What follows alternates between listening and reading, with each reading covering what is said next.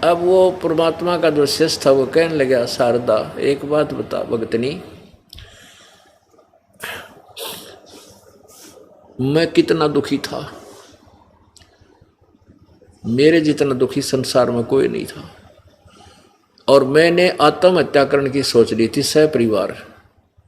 एक ऐसे ही परमात्मा के भगत ने आकर मुझे बताया कि आप हमारे गुरुजी के पास चलो।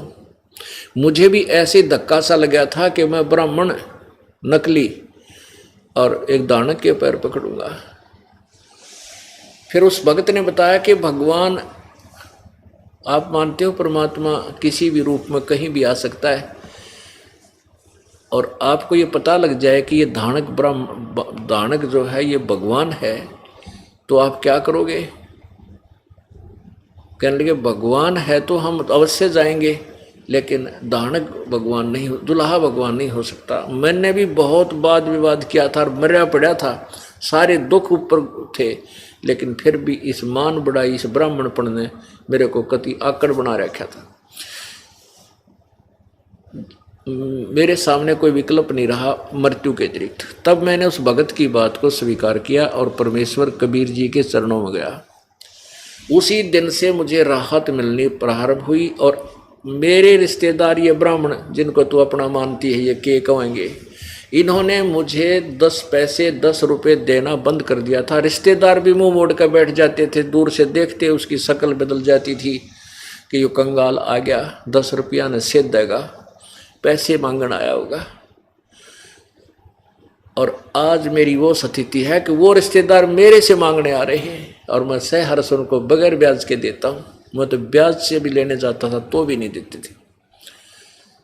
और मैं आपसे विनम्र प्रार्थना करता हूँ, क्योंकि आप हमारी नाती हो, आप जन्म बर्बाद मत करें। आज तो ब्राह्मणी है, कल न के बेरा कौन सी जूनी में जाएगी, गधी बनेगी, कुतिया बनेगी, फिर ये ब्राह्मण तेरी जाति यही दरिद्राई रह जाएगी। ऐसे करड़े करड़े वचन और सत्य वचन बताकर वो उठ कर चल पड़ा कि मैं तो तेरा पानी भी ना पीऊँ, तो इतनी नफरत करती है भगवान से। उठ कर आ गया। अब फिर शारदा ने सोची, भाई बात तो कुछ न कुछ है, क्योंकि और भी परमात्मा भेजता रहता है अपने संदेशवाहक, अपना संदेश भिजवाता अपनी आत्माओं के पास। एक दो ने और ऐसा ही कहा, तो शारदा ने सोची कि अब के अगर आसपास, मेरे घर के आसपास कोई सत्संग होगा तो मैं परीक्षार्थ जाऊंगी, अपने मुंह पर घूंघट काट कर जाऊंगी, कोई पहचान ना ले कि मैं बामणी हूं।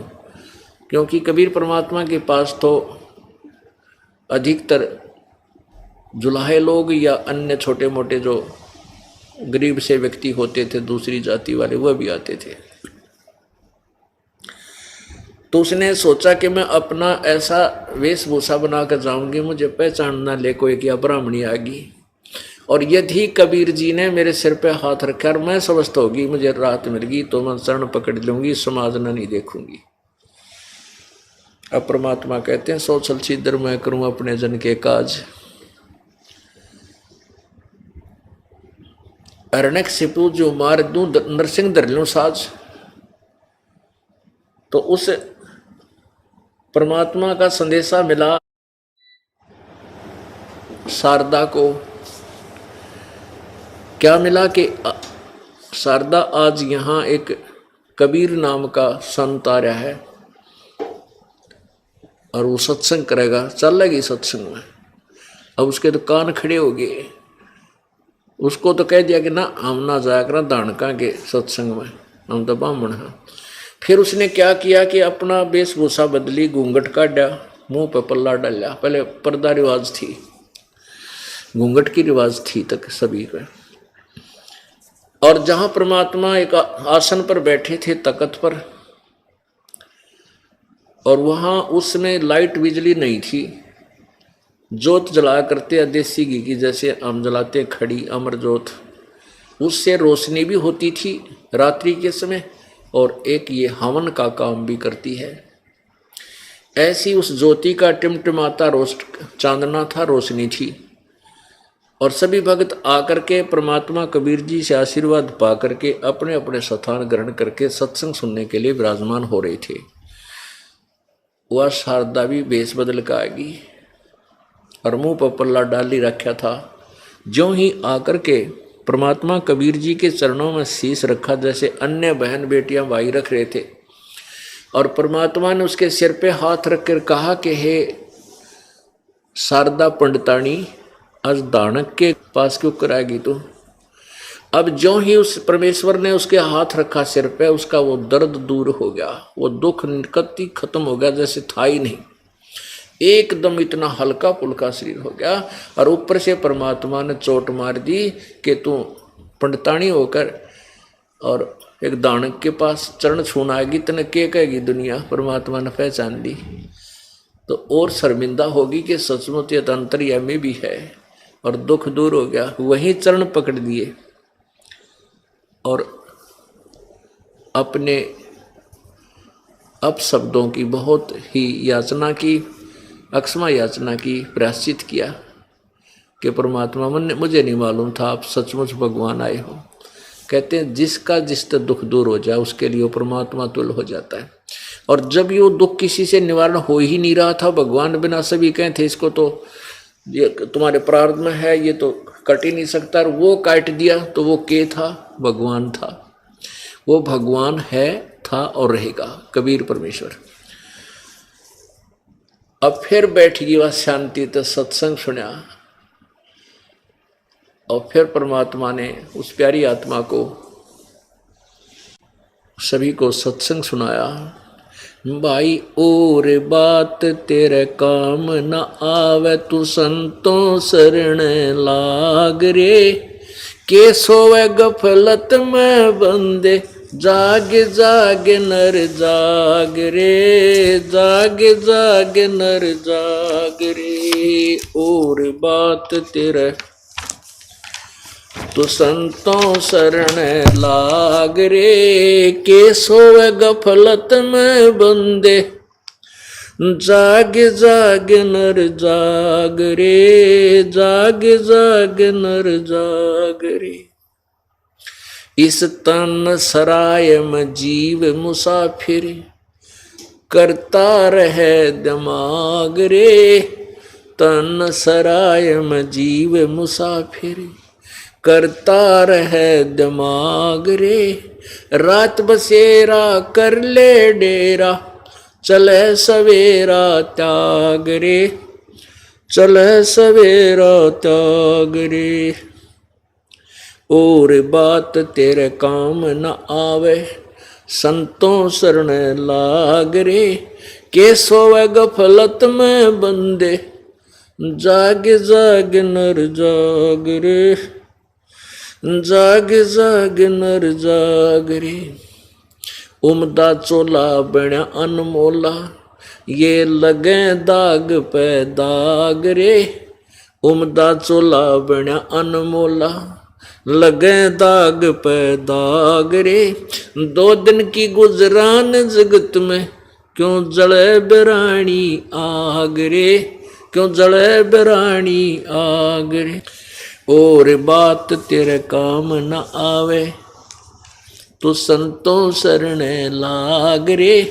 के सोवे गफलत में बंदे, जाग जाग नर जाग रे, जाग जाग नर जाग रे। कुबद का चढ़ी चढ़री चित पे, तू होया मनुष्य से नाग रे। कुबद का चढ़ी चढ़री चित पे, तू होया मनुष्य से नाग रे। सूझे नहीं सजन सुख सागर, बिना प्रेम बैराग रे, बिना प्रेम बैराग रे। और बात तेरे काम न आवे, संतों शरण लाग रे। के सोवे गफलत में बंदे, जाग जाग नर जाग रे, जाग जाग नर जाग रे। हर सुमरे सो हंस कवावे, यो कामी क्रोधी काग रे। हर सुमरे सो हंस कवावे, कामी क्रोधी काग रे। भौरा न भर में विष के बन में, चल बेगमपुर बाग रे, चल बेगमपुर बाग रे। और बात तेरे काम न आवे तो संतों शरण लाग रे, के सोवे गफलत में बंदे, जाग जाग नर जाग रे, जाग जाग नर जाग रे। शब्द सैन सतगुरु की पेछानी, पाया अटल सुहाग रे, शब्द सैन सतगुरु की पेछानी, पाया अटल सुहाग रे। नितानंद महबूब गुमानी, प्रगटे पूर्ण बाग रे, प्रगटे पूर्ण बाग रे। और बात तेरे काम न आवे तू संतों शरण लाग रे, के सोवे गफलत में बंदे, जाग जाग नर जाग रे, जाग जाग नर जाग रे। परमेश्वर कबीर जी सत्संग के द्वारा अपनी प्यारी आत्माओं को सुना रहे हैं कि ये मनुष्य जीवन बार बार नहीं मिलता। ये एक आपने जो शरीर मिला है आपको, ये कुछ समय के लिए आपने किराए पर प्राप्त किया है। परमात्मा ने ही आपका ये 5 तत्वों का महल बनाकर, ये सरा बनाकर आपको दे रखी है, धर्मशाला चलती फिरती। और ये आपको कुछ समय के लिए प्राप्त है, जितना आपने किराया दे रखा है इसका, जितने आपके संस्कार हैं। और इस तन सराय में जीव मुसाफिर, ये जीव एक यात्री है और एक रात्रि के लिए इस धर्मशाला में रुका है। ये जीवन जो है एक रात्रि है, और जब ये जीवन समाप्त होगा तो आपका यो सपना टूटेगा और ये आपका शरीर यहाँ से खत्म हो जाएगा। इसको छोड़ के आप चले जाओगे, आपका किराया पूरा हो जाएगा। तो क्या बताते हैं, रात बसेरा कर ले डेरा, तू चले सवेरा त्याग रे। इस मनुष्य शरीर को प्राप्त करके आप गफलत में सो रहे हो।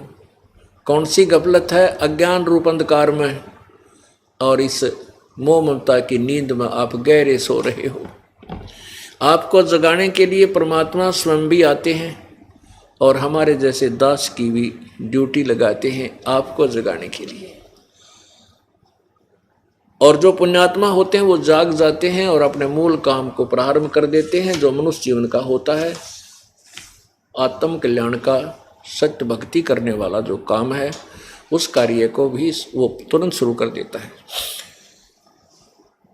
तो क्या बताते हैं कि रात बसेरा कर ले, इस तन सरा में जीव मुसाफिर, करता रहे दिमाग रे। आप अपने विचारों से सब सेट होए बैठे हैं, मैं न्यू कर दूंगा, मैं न्यू कर दूंगा, ऐसे कर दूंगा, एक कोठी बनाऊंगा, एक कार ले लूंगा, और वो तो चल ले ले जो तेरे भाग में मिल जाएगा, लेकिन परमात्मा की भक्ति में भी थोड़ी रुचि बना।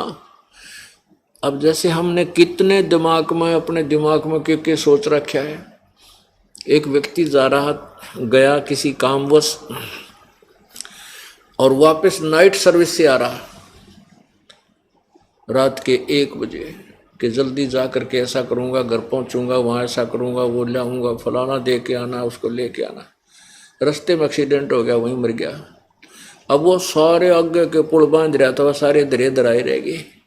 तो परमात्मा कहते हैं, यदि तू मेरी शरण में होता, और चलो यात्रा तक करनी थी, काम भी करने ही हैं, एक तो वो आने जाने का जो समय तुझे लगा, भगवान की भक्ति करता जाता, भक्ति करता आता।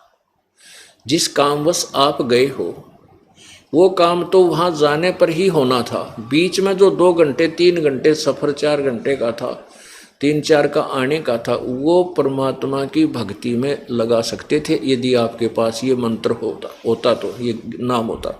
और फिर आपके ऊपर ऐसी आपत्ति जो बीच में मृत्यु होती, ये टल जाती, आपके वह काम भी ठीक होते।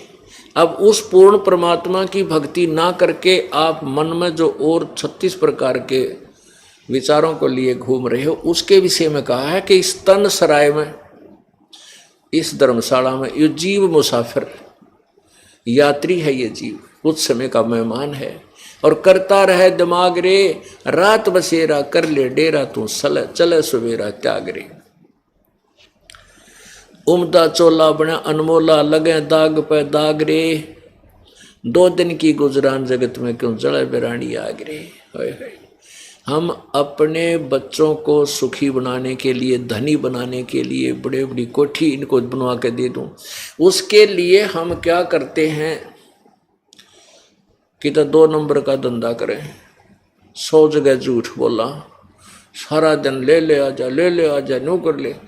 परमात्मा कहते हैं जो तेरे प्रारब्ध में लिखा हुआ ही मिलेगा। कब तक? जब तक तू मेरी शरण में नहीं आओगा। कबीर जी कहते, कबीर परमेश्वर के पास वो वीटो पावर है, वो सुप्रीम पावर है, वो आपकी किस्मत में ना हो वो भी दे देगा, यदि आपको देखेगा कि ये मेरी भक्ति में पूरी रुचि रखता है, आपका दिल ना टूट जाए, भक्ति भगवान से आस्था ना हट जाए, इसलिए वो अपने कोटे तभी आपको एक आधा सुखी सा दे देता है। तो जब तक हम कबीर परमात्मा की शरण में नहीं आते, तब तक हमें केवल वर्क डन मिलेगा। ब्रह्मा विष्णु महेश वर्क डन देंगे, ब्रह्म भी किए कर्म का फल ही देगा, कोई परिवर्तन नहीं कर सकता, पर ब्रह्म भी नहीं कर सकता, केवल पूर्ण ब्रह्म परम अक्षर ब्रह्म कर सकता, वो कबीर देव है। और वो तभी करेगा जब आप पूर्ण परमात्मा उसकी शरण में, उसी के नुमाइंदे परम संत तत्वदर्शी संत के माध्यम से उसकी शरण ग्रहण करोगे, तब वो कबीर परमेश्वर आपको लाभ देगा, विशेष लाभ देगा, जो आपके भाग्य में ना होगा तो भी देगा, लेकिन वो वही देगा जो आपके हित में होगा। तो कहने का भाव ये है कि आप इधर उधर के हम सारा दिन जुगाड़ जोड़े रहते हैं, बच्चों को धनी बनाने के लिए हम ना जाने क्या क्या इधर उधर के 100 झूठ कपट करते हैं, नरे पाप इकट्ठे करते हैं, और वो धन नहीं रह सकता, वो धन नहीं रहेगा आपके, क्योंकि आपके भाग में कोई नहीं। मान लीजिए आपने 1,00,000 2,00,000 रुपये दो इधर उधर तक करके को झूठ बोल के 2 के 20 बना के इकट्ठे कर भी लिए, तो कि तो और बीमारी में लग जाएंगे। एक वैसे तो बहुत से ऐसे उदाहरण हैं, लेकिन एक आधा विशेष उदाहरण होता है जो हृदय में जाकर लगता है। एक भक्त ने बताया कि जी आपने जो कथा सुनाई है सच्ची मेरे पर लागू होगी। मैंने ऐसे तरीके से धन इकट्ठा किया, मेरा इकलौता पुत्र था, न सोचूं था इस बच्चे के लिए बढ़िया कोठी बना दूं, घना इसके लिए धन बैंक में जमा करा दूंगा, ये सुखी रहेगा। उसके लिए मैंने बहुत जुल्म किए, बस पूछो मत। 2 रुपये की चीज़ को मैं 10 रुपये में 20 रुपये में उसको नकली को असली वो ला कर लेवल बेचा करता था। अब बहुत बताई उसने बाद में, तो उसने क्या बताया कि मेरा इकलौता पुत्र था, उसको रोग हो गया। पहले तो आसपास के जैसे हॉस्पिटलों में प्राइवेटों में दिखाया, फिर कोई कहने लगा इसका ऊपरे का है, कोई कहे इसका माता का है, कोई कहे इसका फलाने का, वहाँ भी धक्के खाए। फिर पता चला जांच कराई तो उसके दोनों किडनी फेल हो गए, दोनों गुर्दे खराब हो गए। ऑल इंडिया इंस्टीट्यूट दिल्ली में उसका ऑपरेशन करा। करने का भाव उसका ये था कि उस समय मेरे लगभग 3.5 लाख रुपए उसके पूरे ट्रीटमेंट पर, पहले भी जो धक्के खाता इंडिया प्राइवेटों पर भी, तो सारे लगा गए। इतने में वो कुर्दा किसी का लिया रिश्तेदार से ले दे के, और वो ठीक कराया। लड़का स्वस्थ हो गया। लेकिन मैंने जो 2 लाख रुपए 2.5 लाख कमाए होंगे, 3-3.5 लाख रुपए लग गए, कर्जा हो गया। फिर ने सोची कोई बात ना, बेटे की जान बच गई, फिर कर दूंगा हेरा फेरी तय। 6 लड़के की गुर्दा तो ठीक हो गए, स्वस्थ हो गया। 6 महीने के बाद वो लड़का बस एक्सीडेंट में, दुर्घटना में मृत्यु को प्राप्त, टक्कर मार कर रोया। अब चाट ले उस धन ने और सिर पर धर ले वो कोठी ने जो बनाना चाहा था, जिसके लिए वो ना रहा। तो वो पाप न्यों के न्यों रह गए तेरे ऊपर। इस दास ने बताया कि वो पाप तेरे ऊपर ज्यों के त्यों रह गए, जो जिस कारण से तेने धन कमाना चाहा था और कमाया था, वो धन रहा को नहीं, पाप न्यों के न्यों रह गए, वो तना भोगने पड़ेंगे। और कबीर परमेश्वर की चरणों में आकर के सतभक्ति करने से वो पाप नष्ट हो जाते हैं। केवल यही एक प्रभु है जो हमारे पाप अक्षमा कर सकता है। अब कबीर परमात्मा अपनी डबल रोल करते थे कि मैं उस समर्थ का दास हूं,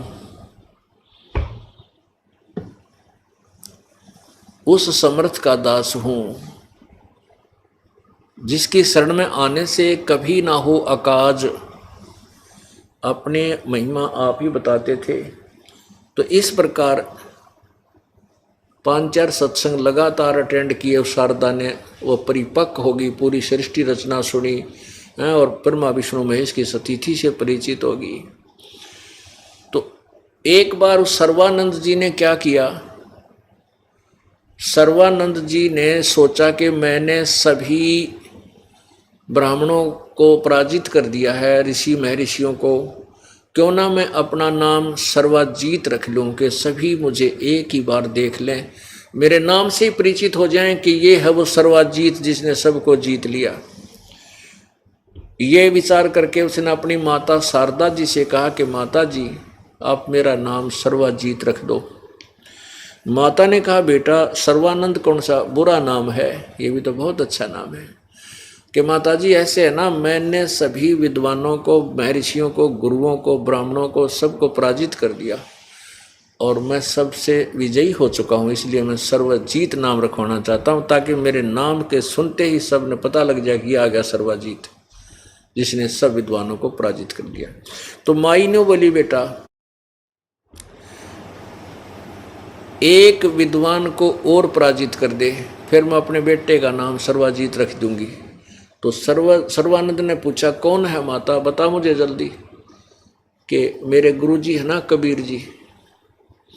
अब परमात्मा का जब नाम लिया शारदा ने तो उसको पता चला था कि सर्वानंद को, और वो कहा करता माँ तने तो जो है ना हमारी इज्जत माटी में मिला दी, कहाँ फंस गई, कि चलेगी तो क्या कहेगी दुनिया। तो वो तो कह दिया करती बेटा जिसका लग गया वो जाने, मन मुझे मालूम है मेरे साथ जो बीत रही थी और मैं सुखी हुई। चल माँ को से ज़्यादा विवाद उसने इस विषय में नहीं किया था।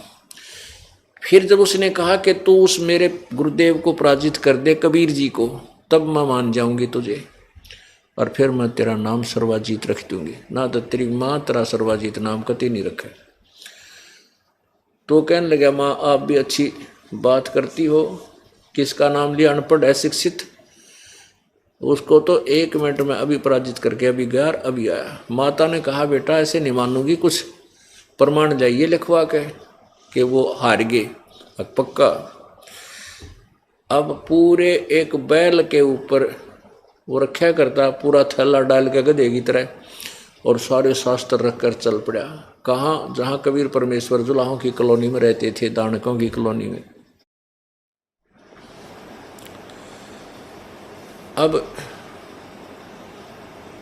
परमात्मा कबीर जी ने एक शेख तकी नाम का धार्मिक पीर था, सिकंदर लोधी राजा दिल्ली के बादशाह का, उसकी एक फड़क निकालने के लिए उस शेख तकी की लड़की मर चुकी थी, कब्र में दबा रखी थी, उस शरीर उस लड़की को जीवित किया था और वो उस लड़की को अपनी बेटी के रूप में रखा था।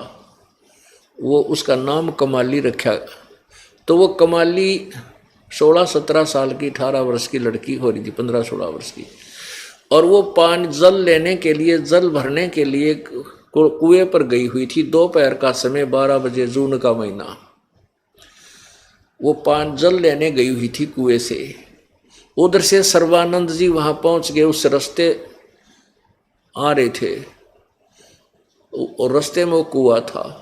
अब ब्राह्मण जुलाहों की कॉलोनी में और सुप्रसिद्ध ब्राह्मण आ जावे तो सभी नो देखा करते हैं कि यो ब्राह्मण इतना प्रसिद्ध ब्राह्मण है, और जुलाहों के दानका की कॉलोनी में कैसे आ गया। जैसे गांव में हाथी आ जाया करता ना, बालक देखा करते उठना बचड़ कर द्वारों पर, तो ऐसे देख रहे थे। सब निकले अपने घरों में, तो अच्छा ये ब्राह्मण कैसे आ गया दानकों की कॉलोनी में।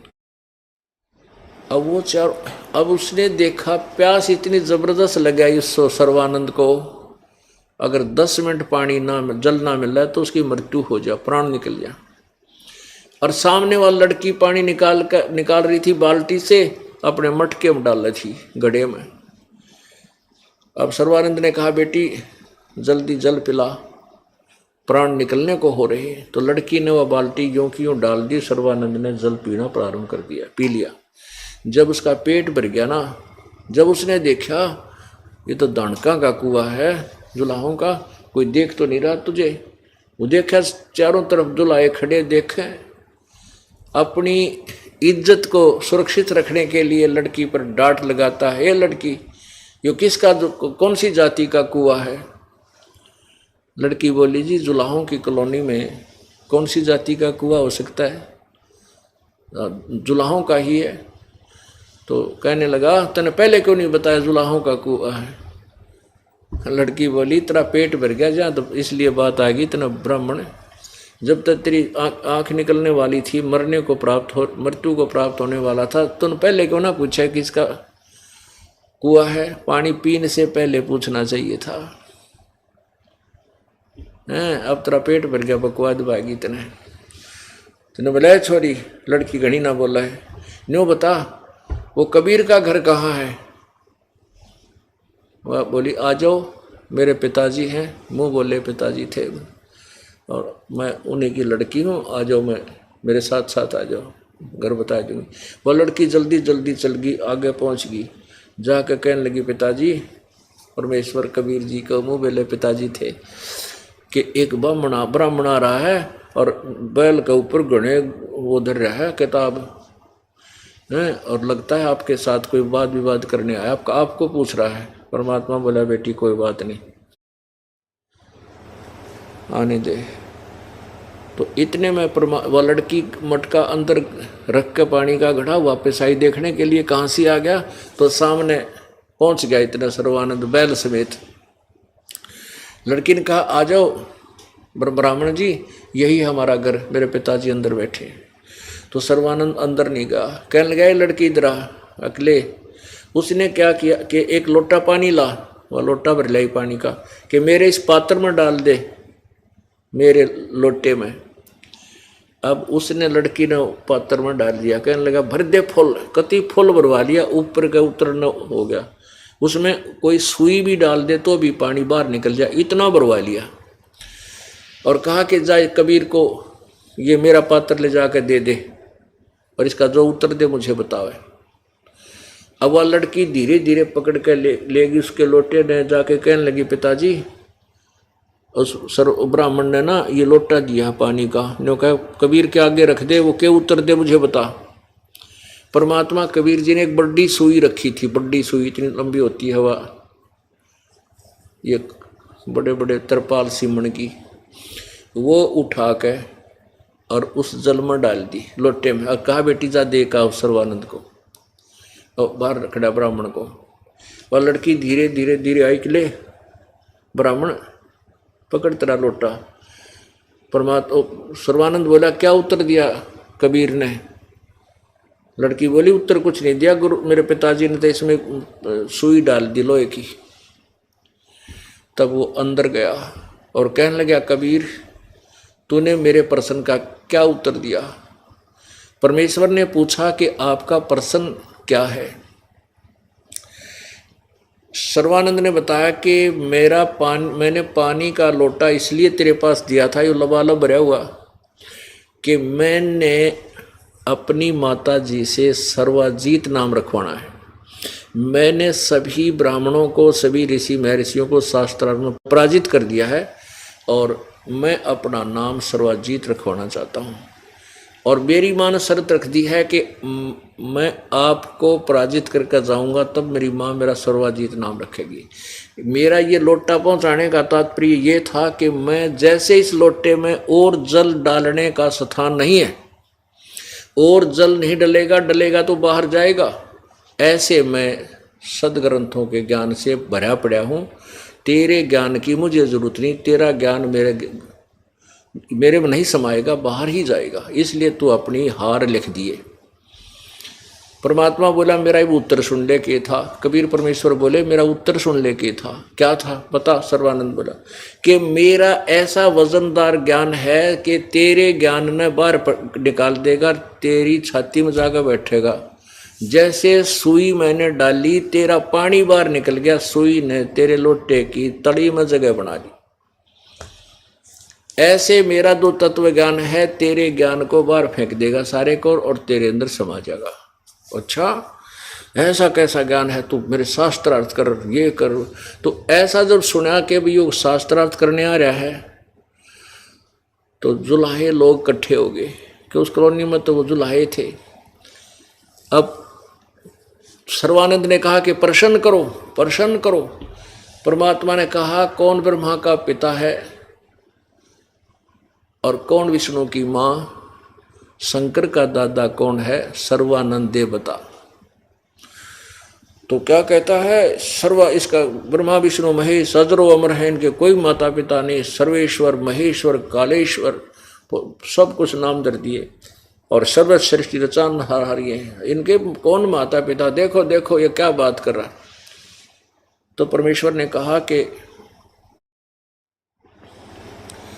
आपके पास विष्णु शिव पुराण है। हक है?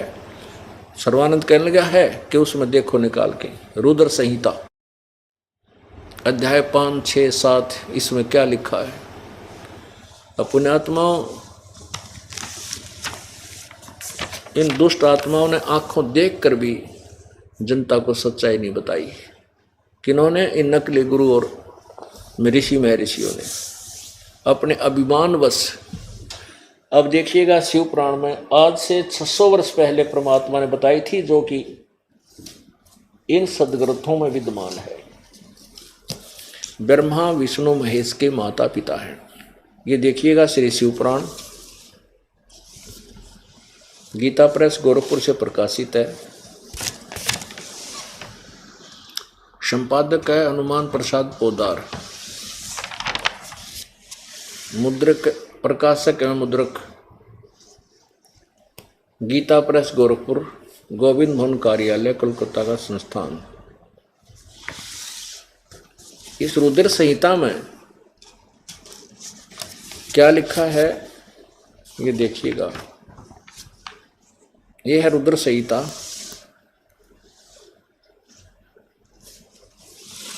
अध्याय 5 या समाप्त हुआ, छठे से छठा प्रारंभ होता है 99 पृष्ठ पे, 99 पृष्ठ पे। ब्रह्मा जी ने कहा, ब्रह्मन देव शिरोमणे, यानी ब्रह्मा जी ने अपने पुत्र नारद से बता रहे हैं, देव शिरोमणे तुम सदा समस्त जगत के उपकार में लगे रहते हो। तुमने लोगों के हित की कामना से बहुत उत्तम बात पूछी है। जिस समय समस्त चराचर जगत नष्ट हो गया था, सर्वत्र केवल अंधकार ही अंधकार था। न सूर्य दिखाई देते थे, न चंद्रमा, अन्य ग्रहों और नक्षत्रों का भी पता नहीं था। न दिन होता था न रात, अग्नि पृथ्वी वायु आदि कुछ भी नहीं थे। उस समय तत् सद ब्रह्म, इस श्रुति में जो सत्य सुना जाता है एकमात्र वही शेष था। आगे देखो, जिस परब्रह्म के विषय में ज्ञान और अज्ञान से परिपूर्ण उक्तियों द्वारा इस प्रकार विकल्प किए जाते हैं, उसने कुछ काल के बाद द्वितीय की इच्छा प्रकट की। उसके भीतर एक से अनेक होने का संकल्प उदित हुआ। तब उस निराकार परमात्मा ने अपनी लीला शक्ति से अपने लिए मूर्ति की कल्पना की। जो मूर्ति रहित परब्रह्म है, उसकी मूर्ति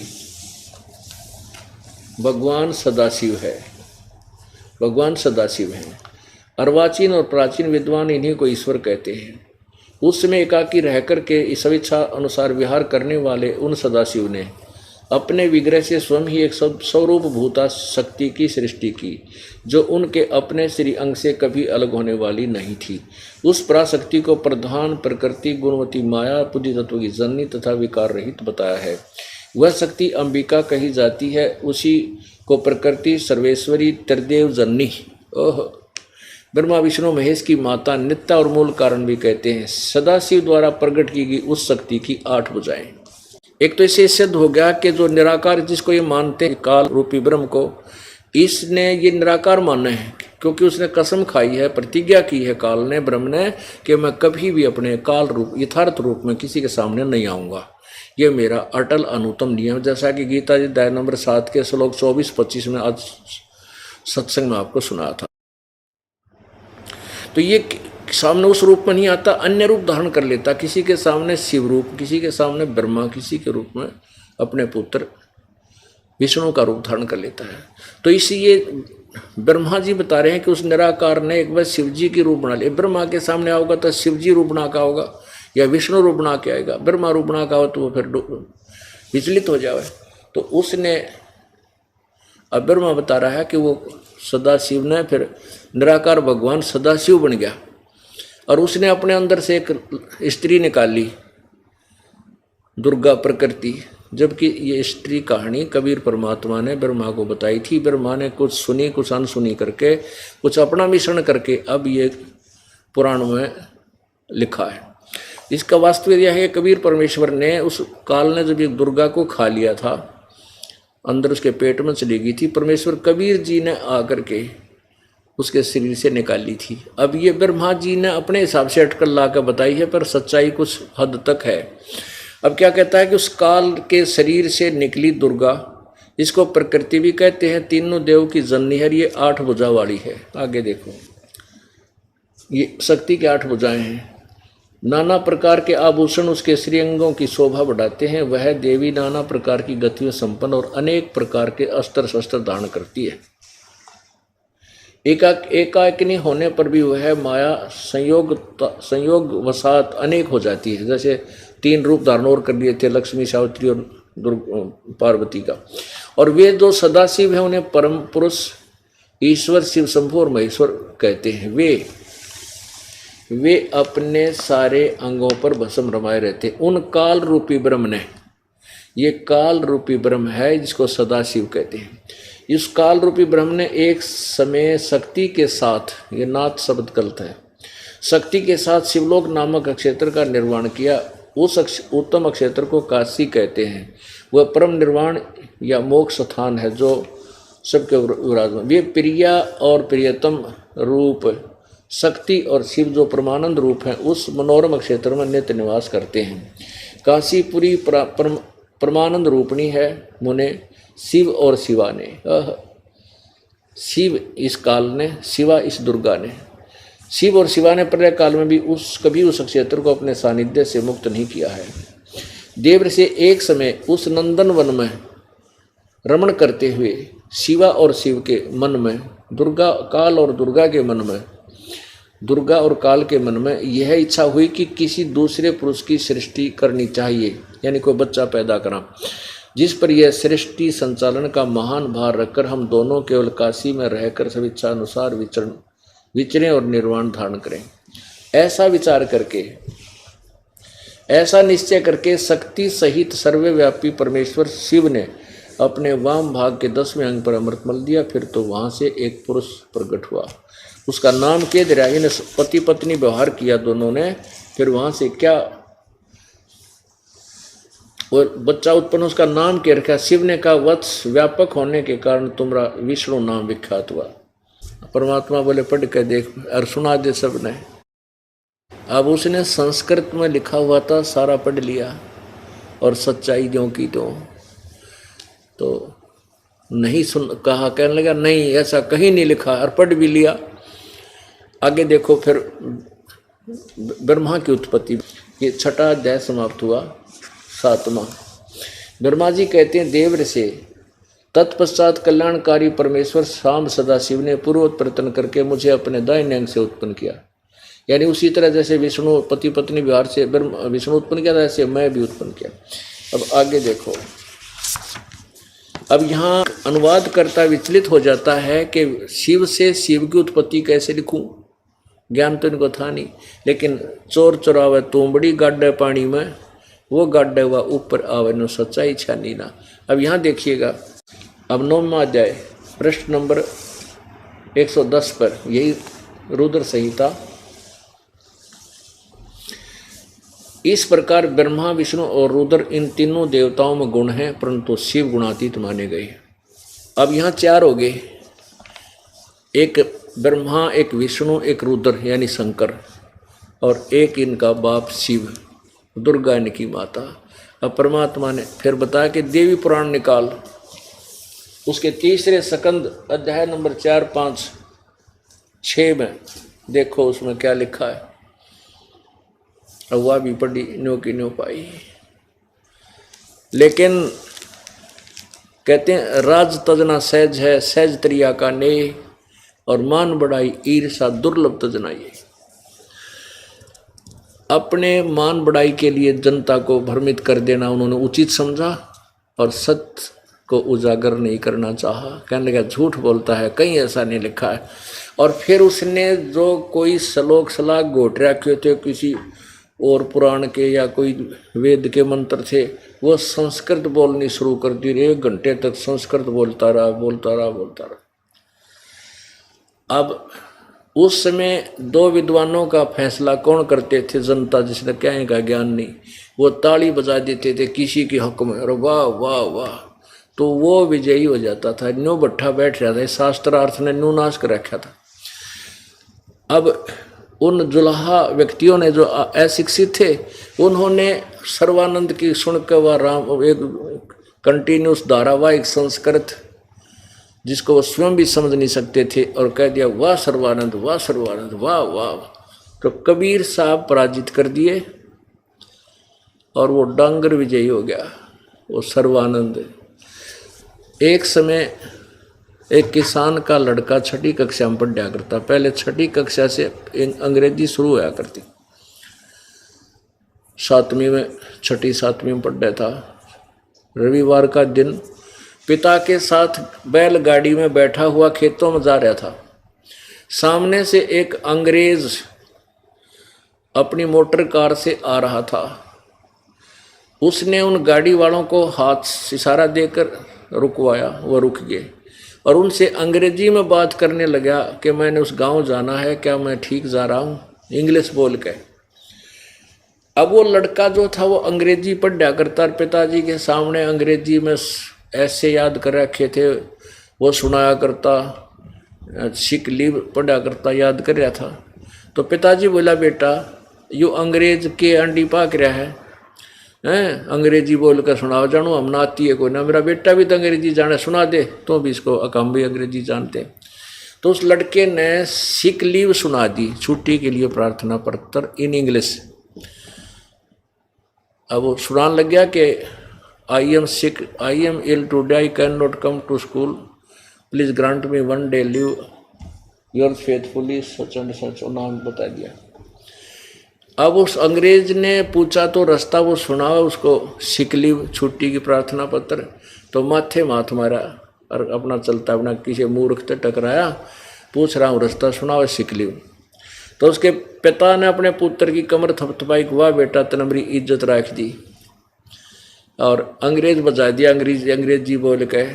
और लड़का बोला, पिताजी अभी तो माई बेस्ट फ्रेंड और याद था, ऐसे उसने सुन लेता तो गाड़ी छोड़ के भाग जाता है। तो ये इसे परमात्मा पूछ रहा है कि इसमें क्या लिखा है, पढ़ के सुना, ब्रह्मा विष्णु महेश के माता पिता कौन है, और फिर वो तो सुनाया नहीं और बकवाद सुनाने लग गया और उससे विजयी हो गया। तो पुण्यात्माओं ऐसी यह बात बिगड़ रही थी अभी तक। तो परमेश्वर बोला, भाई ठीक है आप जीत गए, मैं हार गया।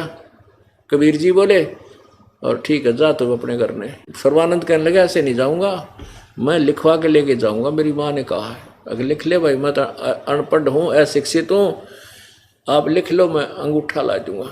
उन्होंने लिख लिया कि शास्त्रार्थ में सर्वानंद विजयी हुआ और कबीर जी पराजित हो गए। अंगूठा ला दिया और ले आया। अपनी माँ से कहने लगा, माँ देखा ना, गया और आया, मिनट में हरा दिया। उसकी माँ बोली, बेटा कुछ प्रूफ लाया, तू प्रमाण दिखा मुझे। कहने लगा, हाँ माता प्रमाण लाया हूँ, कागज। कहने लगे, पढ़ के सुना बेटा। वो पढ़ने लगा, उस लेख को क्या लिखा पाया कि शास्त्रार्थ में सर्वानंद हार गया और कबीर विजयी हुआ। उसकी माँ बोली, रे तूने कहता मैं जीत का है तो तार का है बेटा। नो कहा माता जी मैं कई दिन से शास्त्रार्थ में था, रात ने सोया नहीं था, नींद आ गई थी, नींद में विचलित था, मेरे से गलत लिखा गया, अब दोबारा लिखवा के लाता हूँ। दोबारा लिखवा लिया। दोबारा गया तो कबीर परमेश्वर से कहा कि भगवान के हे कबीर जी मेरे से गलती से उल्टा लिखा गया, मेरी माँ नहीं मान रही है, दोबारा लिखवाना पड़ेगा। कबीर जी बोले लिख ले भाई। दोबारा लिख लिया कि शास्त्रार्थ में सर्वानंद विजयी हुआ, कबीर जी पराजित हुए, अंगूठा ला दिया। अब फिर जाकर देखा, अब उसने घर में प्रवेश करने से पहले फिर पढ़ा, कदे फिर उल्टा लिखा गया हो तो सही था। अंदर जाकर बोला माँ सुनाऊं? अब सुना बेटा। उन्होंने फिर देखा, उसमें क्या पाया कि शास्त्रार्थ में सर्वानंद हार गया। आगे ना बोला। माँ बोली रे तू के ड्रामा कर रहा है, लिख के लावा है, केर सुनावे है क्या? तू तो फिर कह हार गया। ने बोला माँ इबका जाता हूँ। इबका फिर गया परमात्मा से, फिर वही प्रार्थना की। परमात्मा बोले लिख ले भाई, मेरे के गुठा गैसा है, फिर लिख दूँ ला दूंगा। अब उसने फिर लिख लिया, फिर लगा लिया, आ गया। अब उसने सोची बाहर पढ़ता हूँ तो बिल्कुल ठीक है, घर में घुसते ये अक्सर कैसे उल्टे सुलटे हो जाते। अब बाहर से लगा उसको पढ़ने, यानी चौखट से बाहर से देख रहा है, बिल्कुल अंदर भी प्रवेश हो गया। प्रवेश जब हो लिया, घर में जाते ही बोला माँ सुनाऊं? अक सुना। उसकी आंखों के सामने अक्षर चेंज हो गए, सर्वानंद हार गया और कबीर साहब विजयी हो गया। आंख फटी की फटी रहेगी जब अक्षर चेंज हुए उसकी आंखों के सामने। न्यो का न्यो बैठ गया, कति कालजा का ऊपर लग गया। पर उसकी माँ बोली रे बोलता कोई ना विद्वान, सोना पढ़ के लिखवा के लिया। कुछ नहीं बोला। ने बोला माँ पता नहीं क्या हो गया, ये अक्सर मेरी आँखों का आगे चेंज हो गए। ने बोले अरे तो झूठे, ये तो चेंज होने थे, भगवान सच्चा तो झूठ बोला, सच्चाई को नहीं माना तूने। उड़े पैर पकड़ दिया अपनी माँ के, हक माँ मेरे से गलती होगी। वो तो सचमुच भगवान पढ़े, अनपढ़ होकर के सारे सदग्रंथों को उंगलियों पर रट रखा है और मैं अभिमान वश नहीं मान सका। उसकी माँ बोली भाई जा चाल बरा बेटा कल्याण करवा ले, तेरी बिरान माटी हो जाएगी, तू पशु बनेगा। और बेटा मेरे में देखा नहीं जाता तेरा दुख, तो किसका विद्वान है। तब ने बोला माँ मेरे साथ चल। अच्छी आत्मा जो होते हैं वो अभिमान घनी देर तक नहीं करते, मान जाते हैं। ने बोले मेरे साथ चल। और मैंने शर्म लगा है, मुझे नाम देवा लिया। उन्हीं जुलाहों की कॉलोनी में वही विद्वान एक नंबर का ब्राह्मण, इसको ब्राह्मण कहते हैं, मान गया, चलो कहे सुने थे। फिर दोबारा गया, नाक रगड़ी, नाम ले लिया। अब सर्वानंद की कोई नहीं माने। नो कहे ब्राह्मण पागल हो गया, मूर्ख है, जुलाहे का चेला बन गया, फिर के पै दिया, इसने अपना बना लिया। अब उस सर्वानंद रिजेक्ट कर दिया पूरे ब्राह्मण समाज ने कि झूठा है, कपटी है। नो कहे ब्रह्मा विष्णु में इसके माता पिता कहीं नहीं लिखा। तो यो बात रोड़ा रानी रखनी थी परमात्मा ने, और सर्वानंद का कल्याण कर दिया। आगे किसी ने स्वीकार नहीं किया, क्योंकि यहाँ तक ये तत्व ज्ञान छुपा के भी रखना था और उस प्यारी आत्मा का कल्याण भी करना था। बोलो सतगुरुदेव सत सत। पूर्ण परमात्मा कबीर देव जी सर्वश्रेष्ठी रचनहार अपने यथार्थ ज्ञान को प्रदान करने के लिए इस काल के लोक में समय समय पर प्रकट होते रहते हैं। काल भगवान ने सर्व सदग्रंथों के विपरीत ज्ञान पूरे मानव समाज में फैला दिया गया है। उस अज्ञान को समाप्त करने के लिए परमेश्वर स्वयं आते हैं। वे परमात्मा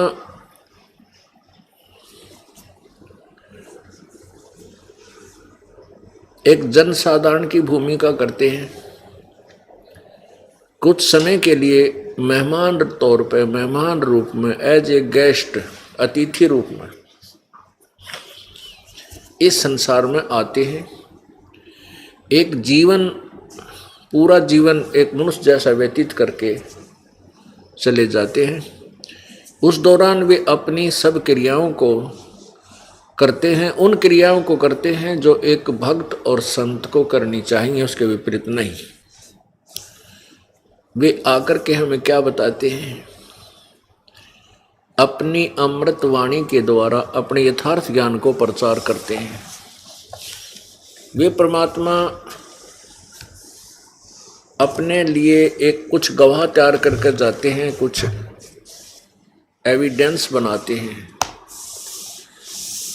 परमेश्वर कबीर जी है, सर्वशक्तिमान है, सर्वसृष्टि रचनहार है, कुल मालिक है, इस बात के गवाह हैं आदरणीय गरीबदास जी महाराज, गांव छुडानी, जिला झज्जर, हरियाणा में।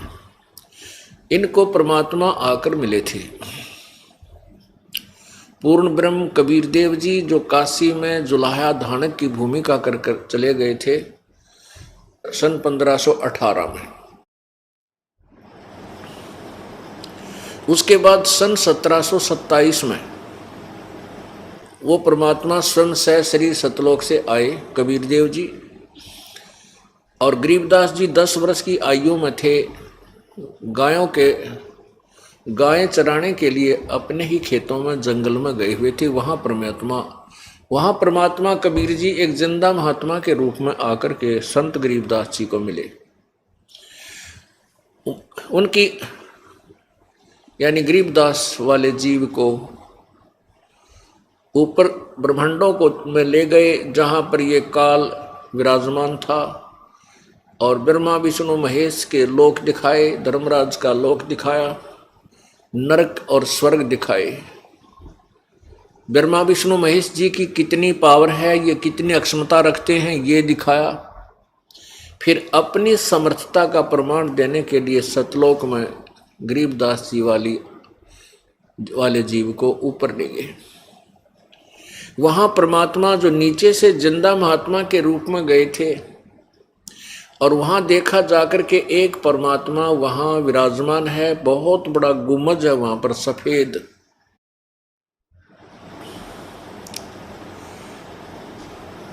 जैसे मंदिर नुमा होते हैं, मंदिर का जो छोटा सा बना देते हैं, वो गुम्बद होता है, ऊपर से गोल टाइप होता है, ज़्यादा लंबी चोटी नहीं है उसकी।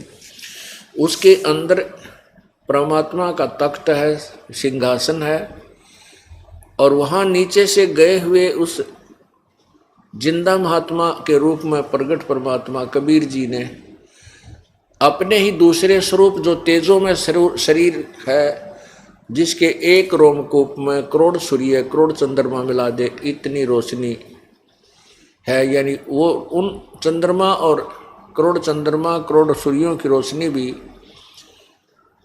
फीकी रह जावे, इतना एक रोमकूप का प्रकाश है परमेश्वर कबीर देव का, अर्थात सत्य पुरुष का।